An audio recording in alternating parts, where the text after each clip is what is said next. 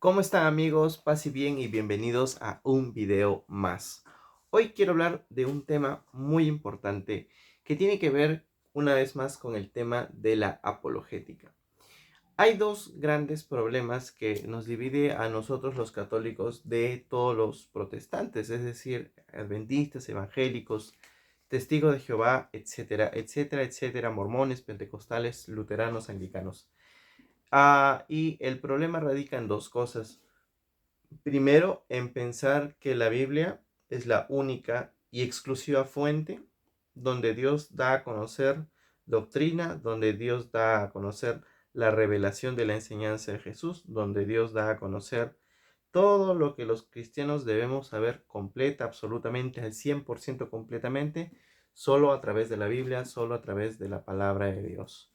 Ese es el primer error. Y el segundo error, que es muy notorio, es creer que por el hecho de pensar que la Biblia es palabra de Dios, en base al primer concepto que hemos tomado, como es palabra de Dios y solo la verdad está solo en la Biblia y nada más que en la Biblia, entonces yo como persona lo único que debo de hacer es referirme a la Biblia y nada más. Y por lo tanto no me interesa qué es lo que creían los primeros cristianos en el siglo primero, segundo, tercero, cuarto, quinto.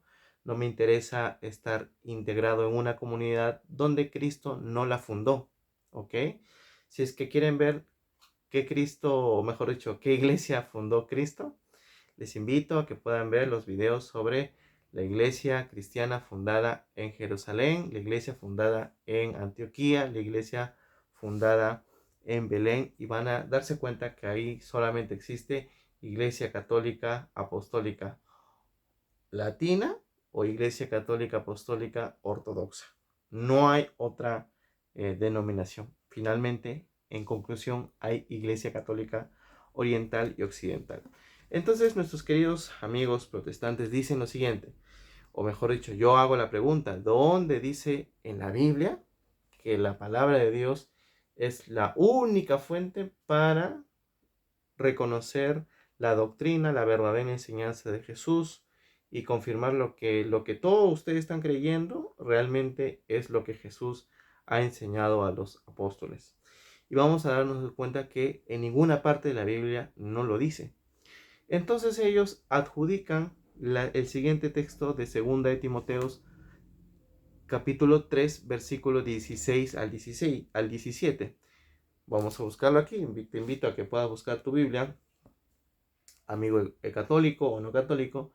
Segunda de Timoteo, capítulo 3, versículo del 16 al 17. Vamos a buscar Timoteo, segunda de Timoteo, capítulo 3, versículos del 16 al 17. Si deseas, puedes leer un poco más antes o un poco más después, que es lo que yo siempre recomiendo. Y dice lo siguiente: toda escritura es inspirada por Dios y es útil para enseñar, rebatir, corregir y guiar en el bien. Así el hombre de Dios se hace un experto y está preparado para toda buena obra. Entonces dice, ¿ven esto? Ahí dice que la palabra de Dios es la fuente para corregir, para enseñar, para que te salves, para que te encuentres con Dios. Entonces, hago la siguiente pregunta. Acá hay dos cosas importantes respecto a este texto. Lo primero, nosotros los católicos no negamos que la Biblia sea fuente de inspiración, fuente de Dios, fuente para enseñar doctrina, fuente para enseñar moral, fuente para que nos encontremos con el único Jesús, el único Dios, el Señor eterno. Es la única fuente. Nosotros no creemos que esto sea la única fuente. Esa es la gran diferencia. Creemos que es palabra de Dios y que es útil como cristianos, que me va a ayudar para crecer en mi fe, que me va a ayudar para corregir, que me va a instruir, que me va a hacer un cristiano preparado para toda buena obra.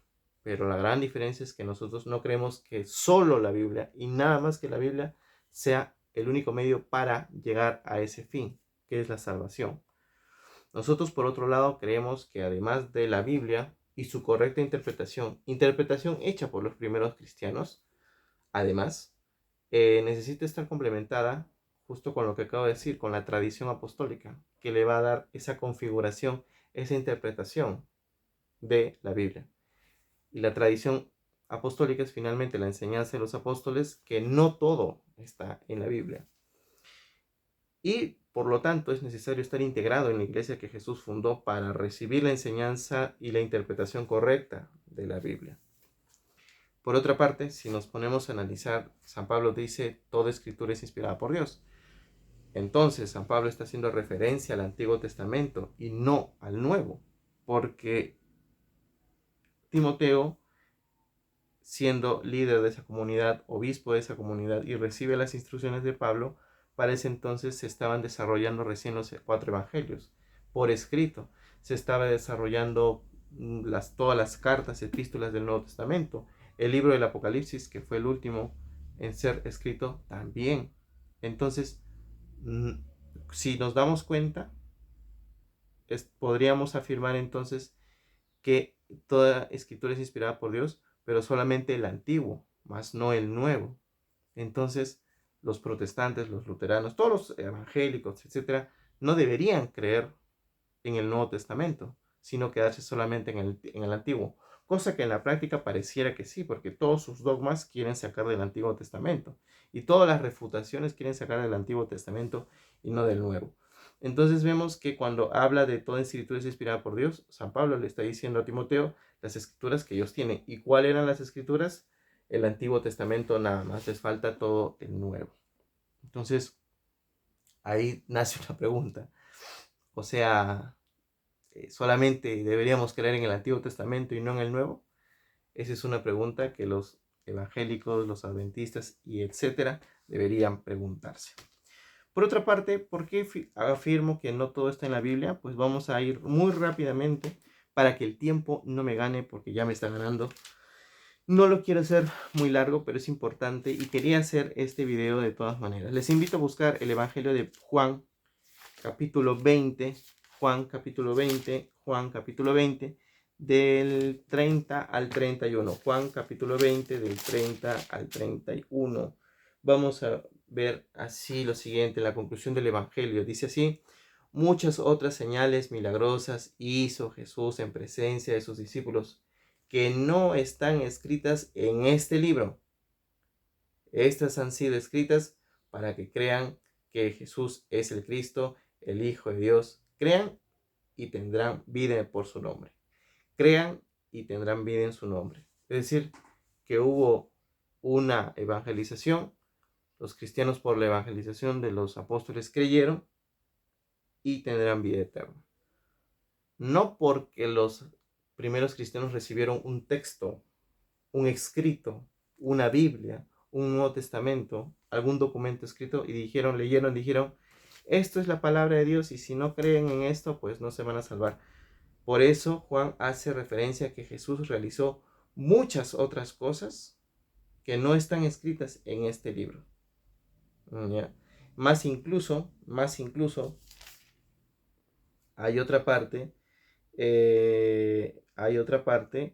del texto que dice que si se escribieran todas en este libro, no cabría en el mundo, no cabría en todo el mundo un montón de libros donde entraría la palabra de Dios, ¿no? Es decir, que Jesús realizó y dijo y expuso y realizó más milagros y más cosas, que no todo está en la Biblia. Otra, vamos a segunda de Juan, vamos a ver segunda de Juan. Les invito a leer segunda de Juan, que está casi al final. Segunda de Juan, vamos a ver, Hebreos, Santiago, Juan, la primera carta, no, la segunda carta de Juan, capítulo 1, versículo 12. Segunda de Juan, ¿dónde está? Segunda de Juan, capítulo 1, versículo 12. A ver, vamos a ver si lo encontramos. Segunda de Juan, capítulo 1. Muy bien. Acá está muy bien. Dice así: advierte lo siguiente el apóstol: si alguno viene a ustedes y no trae esta doctrina, no lo reciban en sus casas ni le saluden, pues el que le saluda se hace cómplice de sus malas obras. Tendría muchas cosas que escribirles, pero prefiero no hacerlos por escrito con papel y tinta. Espero ir a verlos y hablarles personalmente para que nuestro gozo sea completo. Completo. No todo está en la Biblia. En el Evangelio de Juan también hemos visto lo mismo. No todo Jesús realizó muchas otras cosas, pero no todo está acá. Y lo poco que es escrito ha sido solo para que, confirmado con la enseñanza de los apóstoles, lleguen a todos los cristianos a salvarse. Pero no todo está en la Biblia. Segunda de Tesalonicenses, capítulo 2. Vamos a retroceder un poco más. Segunda de Tesalonicenses. Vamos a ver Colosenses. Muy bien. Segunda carta a los Tesalonicenses. Capítulo 2, versículo 15. Capítulo 2, versículo 15. Dice así: por lo tanto, hermanos, manténganse firmes y guarden fielmente las tradiciones que les enseñamos de palabra o por carta. Manténganse firmes. Si quieren, le cambian la palabra enseñanza, doctrina, instrucción, lo que quieran. En mi Biblia dice tradiciones. Si tú quieres ponerle enseñanza, lo que fuera, lo que a ti se te venga en gana, una palabra en singular, no importa. Pero te das cuenta en este texto, que lo voy a leer una vez más. Por lo tanto, hermanos, manténganse firmes y guarden fielmente las instrucciones, tradiciones, enseñanzas que les hemos enseñado, por palabra o por carta. No todo está en la Biblia. Hay cosas que los apóstoles dejaron por escrito y hay cosas que dijeron verbalmente.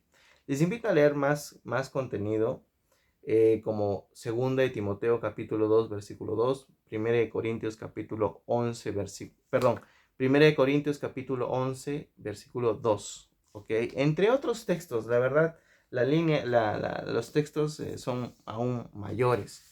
He tocado algunos 3 o 4 para que nos demos cuenta que en verdad no todo está en la Biblia.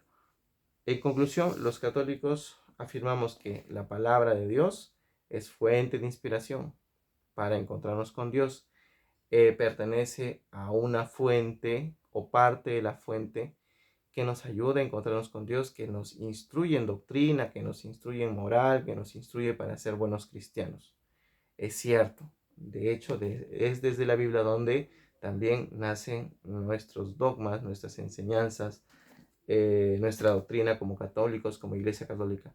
Pero al mismo tiempo creemos que no todo lo que enseña la Iglesia Católica debe estar en la Biblia, porque ya hemos citado estos textos, entre otros libros, que afirman que no todo fue hecho a mano. Y este es un tercer problema. Había mencionado dos al principio, que el primero, que los protestantes interpretan la Biblia como quieren. La segunda es creer que la Biblia es solo la única fuente de salvación. Y la tercera, la tercera objeción es creer que cuando leemos la palabra de Dios, hacemos referencia a solo lo que está escrito. Pero en verdad, cuando lo correcto es entender que palabra de Dios no es solo lo que está escrito. Palabra de Dios también es todo lo que ha sido transmitido oralmente. Y es ahí donde nace la tradición apostólica. La enseñanza ha sido también hecha oralmente, de generación en generación. Es más, y con esto termino, la Biblia, como la conocemos, que es palabra de Dios, no se concebía de este modo hasta después del siglo IV. Entonces yo te pregunto, amigo evangélico, adventista, ¿qué creía la iglesia en el siglo I, II, III y IV? ¿Qué es lo que creían y hacían los primeros cristianos en el siglo I, II, III y IV? Si no existía la Biblia como la tenemos acá. Había incluso un montón de evangelios, había incluso en muchas comunidades un montón de epístolas adjudicadas a algún apóstol. Incluso existe el Evangelio de la Virgen María, existe el Evangelio de San Pedro, existe el famoso Evangelio de Judas o de María Magdalena. Imagínate si los cristianos hubieran creído solo en todo documento que encontraron que era escrito. Empezarían a imaginar doctrinas raras y falsas, y que atentan contra la figura de Jesús. Por eso es que Jesús instaura una iglesia para que sea la iglesia, la institución que diga, de tantos libros, no solamente del Nuevo, sino del Antiguo Testamento, de tantos libros del Antiguo y Nuevo Testamentos, solamente estos son palabra de Dios. Y solamente estos los cristianos deberían leerlas, y solo estos, con la interpretación que la iglesia ofrece, deben ser concebidas, entendidas y aplicadas. Entonces, para ser cristiano se necesita estar en la iglesia fundada con Jesús. Leer la Biblia no es suficiente para ese objetivo. ¿Ya? Entonces le dejo con este video, paz y bien, y nos vemos en otro. Les invito a todos los hermanos católicos y sobre todo los no católicos que también me siguen, les doy un abrazo, un beso, yo los quiero mucho, muy aparte de lo que ustedes pueden interpretar de mí o de mi contenido. Les invito a que puedan dejar sus comentarios porque en base a eso me ayuda a mí a hacer más videos de apologética y refutar sus errores. Gracias por su atención, paz y bien.